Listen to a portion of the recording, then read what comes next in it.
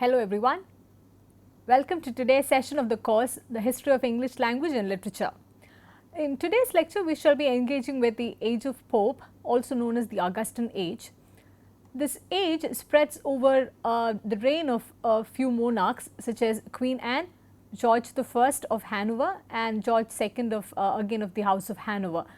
The Augustan Age or the Age of Pope is also known by a different set of names such as the Age of Neoclassicism, the Age of Reason, the Age of Exuberance, the Age of Scandal and also as the Age of Enlightenment. After a period of renaissance that the English people witnessed from the age of Elizabethan times onwards, with the onset of the reign of Queen Anne and in the post-restoration period, it is predominated by an age of enlightenment. So, we begin to note that whatever happens during these different periods of time in terms of literature, politics, culture, religion, other kinds of social changes and reforms, all of that is a product of this all-encompassing sweeping movement known as the Enlightenment movement. If we begin to take a look at the political happenings in England during this point of time, especially after the reign of Charles II, we notice that it was King James II who succeeded Charles II's rule. However, he was deposed in the Glorious Revolution that happened in 1688. So, King James II ruled from February 1685 to only till 1688. James II was the second surviving son of Charles I and he was also the brother of Charles II. So, after the death of Charles II, who was heirless, we find James II assuming the throne. And we also note that James II was the last Catholic monarch of England and he did not enjoy much of popular support because he was trying to rule over a predominantly Protestant nation. And he was also suspected of being very pro-French since he was brought up in France and he had a lot of French influence in the ways in which he was going about his governance. He was also quite pro-Catholic and he also had begun to show the intentions of being an absolute monarch, and this was something that the English people had begun to scorn with utmost hatred, and we also know that it had even led to the beheading of a previous monarch. So, James II in his attempts to restore Catholicism, he almost tried to bring in a certain kind of religious liberty and harmony which was not taken very kindly by the English people. And however, the immediate trigger for sending out James II or the immediate trigger in rising in rebellion against James II was the birth of a son for him. Until then he only had two daughters who were being raised as Protestants, so that was not seen as much of a problem, and also the birth of a son also indicated that there is a legal male heir who there was also a possibility of restoring Catholicism and also having another absolute monarch with a Catholic loyalty and a Catholic bent of mind. So, this was quite unacceptable to the people, and we almost find them conspiring to depose James II. So, then what happens is the Glorious Revolution of 1688, which is also known as the bloodless revolution of England, because there was no war waged for it, there were no internal or external conflicts. It was a very strategic kind of planning that the Parliament had undertaken. We find that this Glorious Revolution was led by none other than James II's own son-in-law and also his nephew, the William of Orange. He was also the husband of one of his daughters, Mary. In 1688, we find a group of 7 Protestant nobles who were also part of the Parliament. They invite William of Orange to come to England with an army and take over the English crown. Soon after that, since the monarch of England also ruled over Ireland and Scotland, we find them also complying to this new move, and we find that by 11th April 1689, the Parliament of Scotland declares James II to have forfeited the throne because he had already fled England fearing this onslaught and an attack from his son-in-law and nephew William of Orange. So, we do find that by 1688, through a very smooth kind of transition, through a very bloodless kind of transition, the Glorious Revolution happens, and William of Orange and his wife Mary, who is also the daughter of James II, they assume the crown of England, and William also assumes the title of the King of England as William II. By 1701, we also find the Parliament and the other leading rulers, they also taking enough precaution in order to prevent another Catholic rule happening in England at a later point of time. So, by 1701 we find this particular Act of Settlement being passed, which also ruled that no Roman Catholic was permitted to ascend the English throne, nor could any English monarch marry a Roman Catholic. So, in that sense, James II, he was the last Catholic monarch who ruled over England. Around the same time, we continue to see the rise of political parties, and primarily Whigs and Tories. Whigs celebrated a sense of personal freedom. We also find that due to their strategic alliances with the wealthy nobles of those times, and also about due to their economic and commercial policies, they stood to gain in the long run. And Tories, they were more conventional, and they continued to believe in the royal divine right. This particular period also witnessed the parliamentary union of England and Scotland. We do find that this had a lot of political implication even in the later points of time. If you remember the Scottish independence referendum, which happened in 2014, it's an indicator that there is a continuing relevance and a continuing problematization of these political unions, which took place as early as the 18th century. And this time also witnessed the succession of the Hanoverian kings, at least for the next 4 monarchs. We find the Hanoverian, the House of Hanover, dominating the English royalty for some time from now. If we begin to look at the political background of the Augustan period, we find that the inaugural moment of the Augustan period also coincides with the reign of Queen Anne. Queen Anne's reign lasted from 1702 till 1714. She succeeded to the throne after the death of her sister Mary II and her husband William III, and we notice that she was also the daughter of James II. She was raised as a Protestant on the instruction of Charles II, who was her uncle, her father's brother. Since she grew up with a lot of fervour towards the Protestant faith, she also showed a lot of devotion to the Anglican Church. So, she was quite popular among the English people during the time. She got married to Prince George of Denmark, and she was considered entirely English in all her traits, in all her belief systems, and in the ways of her life. So, she was quite popular during her times, and we do not find her getting into a lot of political entanglements during her period. But however, she was also the last Stuart monarch, and we notice that she did not have any legal heir. And it was quite a tragic kind of personal life that she had led. She had about 17 pregnancies, but there was also a series of miscarriages, stillbirths, and early deaths of her offsprings. And one of her surviving children, a male prince, he lived only till about 11 years of old. So, all of this had led to a lot of despair and a lot of melancholy in the royal family at that point of time. Queen Anne is also said to have had a lot of intellectual limitations. She was not considered as quite smart, unlike many other kings and queens of England. She also had suffered from a chronic ill health. She is said to have suffered from continuous attack of gout, which was quite painful to her. And even it said that the anecdote says that even on the day of her succession, on the day of her coronation, she had to be carried in a chair to the ceremony because she had had a very painful gout attack then. At later point, Macaulay, one of the greatest prose writers of the period, he spoke about Queen Anne in such a way that he mentions, when in good humour she was meekly stupid, and when in bad humour she was sulkily stupid. So, she's not said to have had much of an intellectual compatibility.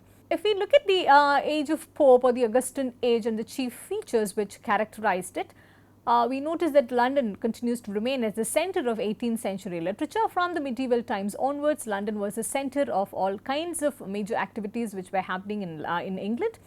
And in this time, particularly from the Augustan period onwards, the major audience of all kinds of literary and non-literary activities, it becomes the polite society which is centered in London.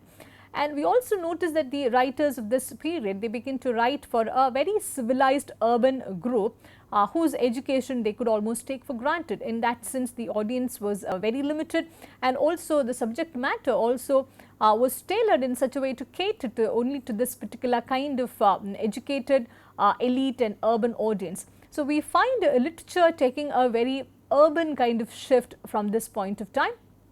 And also aristocracy begins to be replaced with notions of gentility and wealth. And we also notice that the motivating power in society is focused on how genteel one is. That also that is something which was not entirely based on birth, but also based on the other kinds of traits that one acquired along the lines, as wealth, education, the other kinds of various things that fashion their personality, so on and so forth. And we also find that from this period onwards, the people begin to move away from the old idealisms, and the merchants and tradesmen, who were until that point of time, who were only seen as perfunctory in sense of contributing to the commercial aspects of English life, we find them playing an active role in the literary and cultural fashionings of England. And Glorious Revolution also had played a significant role in shaping Augustan Age, or the age of Pope, in the way it has been shaped, because it marked the victory of the town over the court, and there was also a celebration of the triumph of the Parliament. And we do not find at any later point of time the Parliament being completely taken away by the monarch or anyone else, any other royalists or the nobles. We find that the Parliament continued to play a very significant role in the shaping of politics, and also indirectly in the shaping of the literature and the other cultural forms that were to come out from the island of Britain. Education also began to signify more important things such as civilization. It was also based on a kind of calculation towards a better career. It also made people more complacent, more rational, and more respectable. So education began to play an entirely different role in the shaping of the nation's future itself. Around this time, there is a separation of economics and ethics which happened, and we do not find them getting interconnected with each other. And this was also perhaps quite necessary to take forward the various policies of colonization, and also the newer emergent economic trends which were getting shaped and fashioned. Coffee houses also replaced court as the meeting place of men of culture and learning, and this also made this meeting place a more leveled kind of a place, because a court was a place which many could not access. In that sense, coffee house provided a more egalitarian space, and also a more affordable and accessible place for everyone. This period also marks the arrival of the journalist. We also find matters such as gossip making its way into the print. As a result of all of these changes which were happening in the background, there is an increased emphasis on aspects of civilization and refinement, which are also the hallmarks of a well-bred person. And poetry, from this point of time, it's no longer for the common man, it becomes a civilized activity. It also becomes more socially acceptable than in the preceding ages. But however, the narrow limits imposed on the audience and also on matters of composition, it also led to a lot of narrowness in terms of its audience, in terms of its reach, and also in terms of the range which it could achieve. So compared to the earlier periods, though there were a lot of positive things happening, there was also a way in which art and literature was getting limited and getting narrowed down to particular forms and particular audiences and particular kinds of articulations. And this period, most significantly, it witnessed a tendency towards a moral regeneration. Just like in the Restoration period, there was a revolt against the dominant forms of Puritanism, and also a kind of tendency to move against the stifling aspects of Puritanism. In the Augustan Age, we find the English people mostly moving towards a moral regeneration, and there is also a revolt being shown against the restoration of profligacy. People were getting quite fed up of the kind of indecent literature which was getting promoted, the kind of moral degeneration which was happening, the celebration of anarchy. All of this was getting a little too much for the English public, and we find them craving for some kind of a normalcy, quote unquote, to be restored in the London circles, and especially in the forms of art and literature which was getting produced during that time. So this tendency proved quite fruitful in the way in which literature was about to emerge in the 18th century. So if we look at the literary features of the age, as we have noted before, it was primarily a literature of intelligence. The influence of the classical age was very notable. Latin was again revived, and we do find a lot of translations also finding its way into the London circles during this time. And but nevertheless, the flip side was that people as well as the writer, they remained quite indifferent to the beauties of nature during this time, and we find them focusing more on a descriptive and meditative kind of poetry rather than the kind of poetry which the Elizabethans loved, or the kind of poetry which was about to follow later in the Romantic Age. This period, though it's celebrated as the Augustan period and almost like a golden period in terms of classicism and the rebirth of classicism, from the present critical point of view, it's not considered as a great age. However, the term is continuing to be used for convenience of classification, because many of the later historians are of the opinion that this form cannot be compared with the early Augustan period that flourished in history. During this time also, we find the men of letters continuing to be under the patronage of powerful patrons, only that this patronage shifted from the space of the court to the other kinds of spaces, so that anyone who had a lot of wealth could afford to be patrons of art and literature. We also find a critical spirit dominating during this time, which also perhaps led to a kind of artificial society which was quite polished at the surface and continued to remain a little rotten at the core. This was the opinion that at least some of the historians had of this age at a later point of time, that in form as well as in spirit, everything was seen more sophisticated only at the surface level. So, because of this, perhaps art was also more self-conscious. It was seen as a deliberate kind of activity rather than a natural kind of activity like it was during the Elizabethan times. Middle class also emerged as an important force to reckon with. We find that the objective of literature also narrows down to the entertainment and education of this predominant middle class, which was emerging in London at that point of time. If we talk about the poetry of the age of Pope, we notice that it was mostly satire that dominated kind of writing. So, the satire was mainly directed against the public and literary figures of those times. It included a lot of criticism and even caustic mockery, but also we find that there were a few who did not want to hurt the sentiments of people a lot. So, we also find the play of gentle irony in some of the works. There was a particular kind of poets who dominated the poetic scene in London during this time. They were together collectively known as the Graveyard School of Poets. They spoke increasingly about death and decay. We shall be taking a look at them shortly. And most of the poets of this period, they were very self-conscious about the kind of poetry that they were producing. So, the subject matter was also tailor-made in such a way that it also reflected the kind of image that they wanted to portray of themselves in the society then. We find some of them being influenced by a deep spirit of humanism. For instance, we find it in the works of Goldsmith, Gray, and even Alexander Pope. And many of the writings, if we survey them at a later point of time, it seems as if they had already accepted the premise of enlightenment. We find it getting reflected in the treatment, in the choice of subject matter, etc. The pastoral influence of the earlier times also continued to dominate. And more than everything, we do find that there is a predominance of classical learning and classical authors during this time. This now leads us to take a look at what exactly constituted the classical school of poetry. The historian Hudson talks about 5 different characteristics that would define a classical school of poetry. First of all, it was a product of intelligence, and it was a poetry of argument, of criticism, of politics and personality. It had a lot of topical relevance in that sense. And it was the flip side was that it was deficient on the side of emotion and imagination. Secondly, it was mostly a town poetry for various political and social reasons, and the flip side again was that it neglected the humbler aspects of life. There was no one writing much about nature, about landscape, about country things, or not even about common people.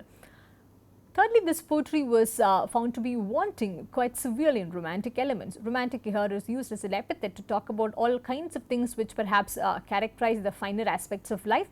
And in that sense, the critics of this time, they were unsympathetic even towards the earlier stalwarts such as Chaucer, Spenser, and even towards Shakespeare's poetry. Fourthly, there was an extreme sense of devotion to form. This was mostly superficial and at the surface level. We also find this leading to a lot of artificial and conventional style of articulation. For example, even simple statements were converted into elaborated ornamented style of rendition. For example, statements such as God rest his soul in the Augustan time it was converted into eternal blessings on his shade attend. So, this was considered as a more polished and more sophisticated in the Augustan times, especially many of the poets thought that this also rendered a certain classical touch to otherwise pedestrian form of expression. It was to this form of ornamentation and this sort of extravagant articulation that Wordsworth was to register his emphatic protest at a later point of time. Fifthly and finally, this sort of poetry, it adhered to the closed couplet as the only possible form for serious work in verse. This grew monotonous in the long run, and it also primarily because closed couplet was too narrow and inflexible. In that sense, we also find them not getting a permanent place in poetry, especially in terms of the literary and critical qualities. Moving on, let us take a look at the major writers of this period. Particularly in this lecture, we shall be taking a look at the major poets which dominated the Augustan age in England during that time. Alexander Pope was born in 1688. This year is very significant in the history of English history and literature. This was the year of a glorious revolution and also the year of Bunyan's death, John Bunyan's death. Pope was born into a Roman Catholic family, and he also had received only a very haphazard form of formal education. So, in that sense, he was never considered as an accurate scholar. He did manage to teach himself quite a lot of things, but that was not quite scholarly and never up to the mark compared to many of the other university educated writers. And since his upbringing was mostly Catholic, he also suffered a lot on account of that. During that time, the Catholics were looked down upon, and they were also treated with a lot of suspicion. They could not sit in the parliament, they were not allowed to hold any kind of offices. We also note that the Act of Settlement also ensured that no Catholic monarch was ever to come to power in England. So, this was the kind of attitude that Protestant England had towards the Catholics then. So, because of that, Pope could not fare very well among his circles. He was constantly criticized and attacked in the media on account of this belief that he held. And because of this, and also because of the chronic ill health that he suffered throughout, he had very bad relations with his contemporaries. He never liked any of them, and we also find the others making a lot of caustic remarks about Pope himself. And at later point, it's mentioned about Pope's relations with his contemporaries, that it was a tangled record of miserable jealousies and quarrels. And in his poetry also we find this getting reflected. He was quite supreme in the art of making caustic attacks and caustic remarks at his rivals. For instance, he was acquainted for a while with Wycherley, who was one of the Restoration writers. But however, Pope fell out of him at a later point of time. He even declared his verse to be worthless, and we do not find them coming together again for any kind of literary purpose. Pope's work could be classified into three different periods: an early period and a late period of original work, and in between a short period of translation. The early period of Pope's writings were before the year 1750. It was mostly a collection of miscellaneous poems without sticking to any particular kind of subject matter or form. We find him writing 4 pastorals during this time, dedicated to 4 seasons, to spring, summer, autumn and winter. And this poetry was also fashioned on Virgil, and we do find a kind of artificial manner creeping into this. If you remember, the influence of classicism was quite great on Pope's poetry. Another important work of this early period was the Messiah, which was a poetic rendering of the messianic passages in the book of Isaiah of the Bible. This work was also considered hugely popular and interesting during that time. With Windsor Forest, another poem of his, we find him getting into a newer kind of writing known as topographical poetry, and this is a kind of poetry which described a landscape from a vantage point of time. He was one of the pioneers in this kind of writing in England. And the other significant work was the essay on criticism. This was written at a very young age of 21. It was a popular interpretation of the literary creed of the age. However, it was criticized for being not very original. Pope was inspired heavily by the classic writers, and we do find many of their tenets making into his own writing. So, some of them which Pope himself thought was very original were not actually that original. He was mostly inspired by Horace's Ars Poetica and Boileau's Art Poetic. So, we find a lot of not just inspiration, even a kind of blind copying from the earlier masters finding its way into Pope's writing as well. Poems was a set of two narrative poems put together. The other important works of this early period were Elegy to the Memory of an Unfortunate Lady, Eloisa to Abelet, and a tragic love story which was cast in Ovid's style. Perhaps the most important work and to a satire of this early period was The Rape of the Lock, and this poem was fashioned in the form of a mock heroic epic. This is also considered as Pope's masterpiece. This work initially appeared in 1712 in Lintet's Miscellanies. The basic plot for this poem, it was based on a real life incident, which was a practical joke played by a certain Lord Peter, who had cut a lock of hair from the head of a young woman named Arabella Firma. So, this joke in fact it led to a feud between two prominent families, and it had even caused a lot of amusement and a lot of interest to the contemporary people then. Pope, in order to make fun of the entire incident and also to show how this sort of a trivial incident had the power to even invoke hostilities between two prominent families, he decided to compose this mock heroic epic. It was celebrated as a heroic comical kind of work of that time, and we find Pope engaging with trivial occurrences of those times, especially as part of this particular incident. We find him handling these trivial occurrences with a lot of dignity and seriousness that belong to an epic. So, in that sense the treatment was considered very perfect, and he is also considered as perhaps the most important writer of work of this kind.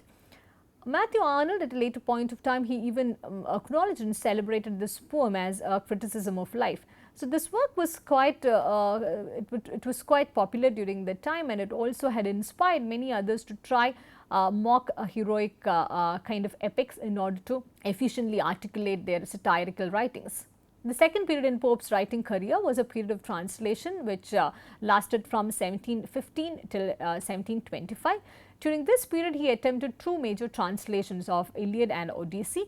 However, this work was not considered as a faithful translation either, because it was mostly like a version of Pope's own Homer. There was more of Pope in his translations than of Homer, because due to the various limitations that he had and due to the limitations of the age itself, it said that neither Pope nor his age could understand or enter into the spirit of Homer or the Homeric world. However, he is credited to have produced a translation of Homer, which the public really accepted, because it was more readable than the complex kind of rendition which was part of Iliad and Odyssey of Homer. And it's generally said of this particular work, by this particular translation by Pope, that it had every merit except fidelity to the original. The third period was dominated by a lot of satiric and didactic writings, and he imitated, even for his satirical writings, he imitated the masters of the old classical period, and we find him imitating Horace in most of these works which were produced at a later point of time. And the epistle to Dr. Arbuthnot in this work was hugely popular during that time, because he had satirized Joseph Addison, a prominent prose writer of the period. In this work, we also find him mocking and attacking a lot of commoners having high and lofty aspirations in terms of art. The important and the most popular work of this period was perhaps the Dunciad series. Duns in fact referred to bad poets of those times. It was also modelled on Macflecknoe, the product of an earlier age, written by Dryden. His work, the Dunciad series, it had come out in at three different points of time. There were three different sets which were produced at different points of time, in 1728 and 1729, in 1742 and in 1743. All of these, this series, in fact, it attacked the bad poets of those times. And since the characters remained obscure and they were not known to a reader of a later time, it also destroyed much of its relevance and much of its humor, because the modern reader is reading about someone who is not at all popular, someone who is not at all recorded in history other than these poetic references by Pope. But apart from that, we do find that Pope had tried a lot through his satires to expose the society's vices and also its ignorant tendencies in spite of the high lofty artistic aspirations it had.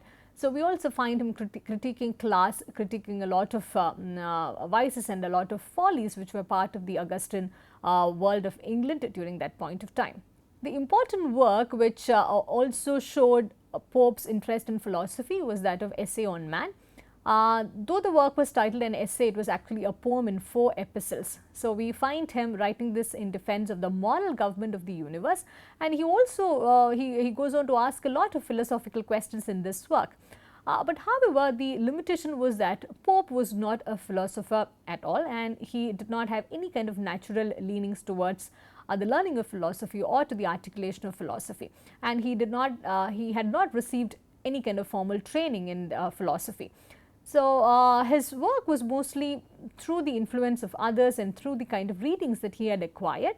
We find that in these philosophical renditions, he was hopelessly confused, and he also self contradicts a lot. And however, it is celebrated for the rhetorical beauty and power it had. So, we find that apart from a couple of poetical renditions by Pope, we do not find him being rated as one of the great masters in English literature. Nevertheless, the age gets known by his name as the age of Pope due to the prolific kind of work that he produced, and also due to the great influence that he had in terms of the neoclassical influences. Some of the oft quoted lines in English language, it has come from many of Pope's writings. For example, a little knowledge is a dangerous thing. God said, let Newton be and all was light. The proper study of mankind is man. To err is human, to forgive is divine. Fools rush in where angels fear to tread. These are some of the common sayings which has become part of English language, and many of us even use this without knowing that it all originated in the poetry and the epistles of Alexander Pope. So, this was a major contribution that Pope gave not just to English literature, but also to the evolution of English language. Now, let us take a look at another major influence which was collectively known as the Graveyard School of Poetry. They were mostly obsessed with the spirit of melancholy and despair, and this was even seen as an English malady during those times. Elegy was the most commonest form of expression of the Graveyard School of poets, and they were also concerned with aspects of human mortality, decay, aging, death, etc. It said that in terms of form and in terms of treatment and subject matter, they also anticipated the Gothic novel. Some of the important writers of this period included Robert Burton and his work The Anatomy of Melancholy, Thomas Gray's elegy written in a country churchyard. This is perhaps the most important work of the Graveyard School of Poets. Thomas Parnell's Night Piece on Death, Edward Young's Night Thoughts, which was written in the form of an epic, and Robert Blair's The Grave. We do find that even in the titles there is a kind of melancholy and there is a kind of gloominess built into it. The other important verse writers of this period included John Gay. His Triviate was a travesty of the Beggar's Opera, which was a very prominent and a very famous French work. And this work is also said to have taken the town by storm. William Somerville's work, The Chase, Sir Samuel Garth's The Dispensary, James Thomson's The Seasons. These were all prominent works of those times by certain noteworthy writers. And John Dyer's Grongar Hill was not hugely popular then, but later it said that Wordsworth had greatly admired this work. And Mark Akenside's The Pleasures of the Imagination, it was a work which was didactic in nature. It also had aspects of aesthetic theory and discussion about aesthetics built into it. Robert Dudley was also another significant writer of those times. Christopher Smart, his claim to fame was not just through his writings, but he is said to have displayed a lot of religious mania. He was also put into an asylum at a later point of time towards the end of his life. William Collins and Joseph Warton continued to write during this time, and though their works were not hugely popular, it is worthy to mention these names in order to show the kind of literary output that the age of Pope or the Augustan Age had. Thomas Percy was one writer who also showed a lot of interest in antiquarianism, and his work, Relics of Ancient English Poetry, it was a collection of ballads which was published in 1765. Even at a later point of time, we find this work exerting a lot of influence in the age of Romanticism as well. Thomas Chatterton was a very interesting figure of these times. He claimed to have discovered a particular medieval 15th century poet named Thomas Rowley, and he claimed that this poet, this poem, he claimed that this poet and his works were forgotten, and he claimed to have unearthed them from obscurity and from the past. But however, the other major historians such as Horace Walpole, they contend these claims as forgeries as well. And we do find that Thomas Chatterton, he meets a very tragic death. He commits to suicide at the age of 18. There were no major kind of works that he produced apart from this yet unfounded kind of claim about the discovery of this poet Thomas Rowley.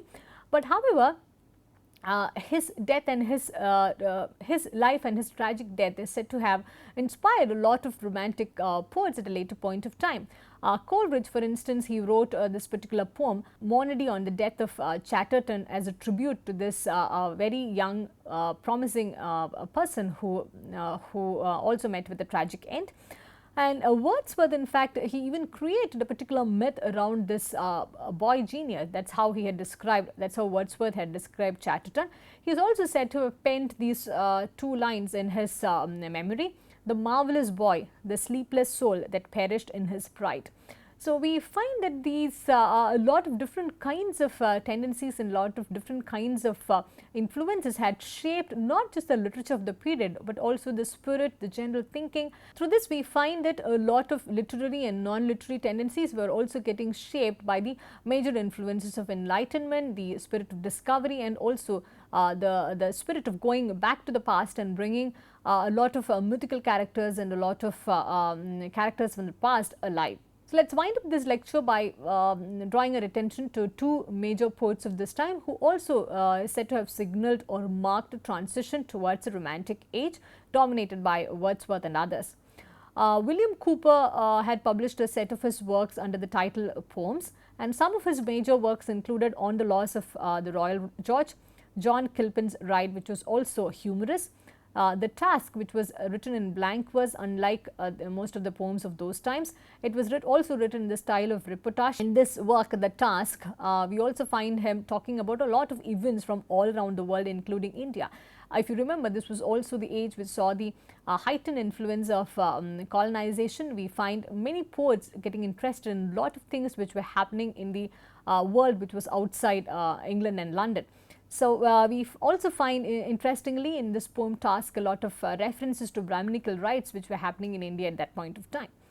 The other important poet who is said to have signalled a transition towards the romantic age is Robert Burns.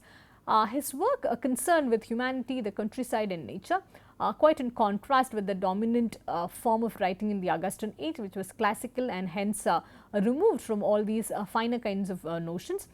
He also spoke a lot about the labourers a lot, which was hardly ever discussed, because the poetry of the neoclassical age, poetry of the Augustan Age was predominantly town-centric. He was also a critique of class inequality, which made him quite endearing to the romantics at a later point of time.